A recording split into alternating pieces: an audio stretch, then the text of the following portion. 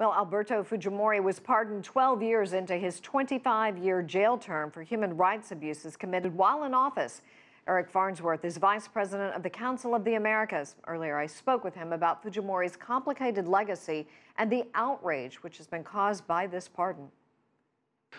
Well, he's a very complicated figure, and it just shows you how raw the emotions still are in Peru. This goes back all the way to 1990, when he was first elected. Peru was really an economic basket case. There was hyperinflation. The country was being overrun by guerrillas, the Shining Path, or Sendero Luminoso in Spanish.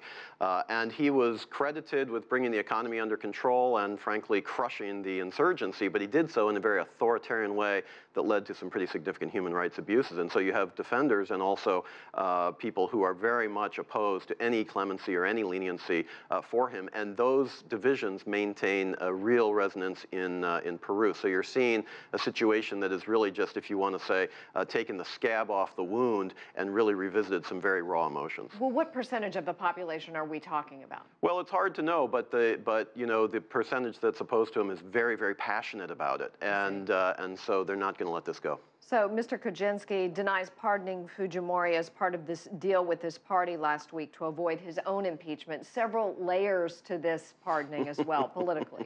Politics in Peru is complicated. He does deny that, and we don't really know, but what we do know is the optics are not attractive in this particular case. All right, so let's talk about what he did do well, yeah, Fujimori. Sure.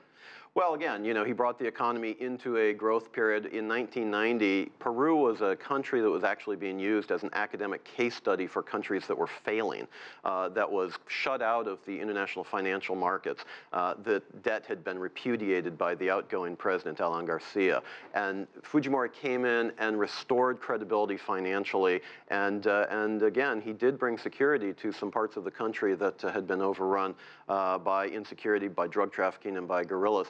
That's not to say that the methods that he used were attractive or appropriate in all circumstances. And that's why his legacy is so complicated and so confusing.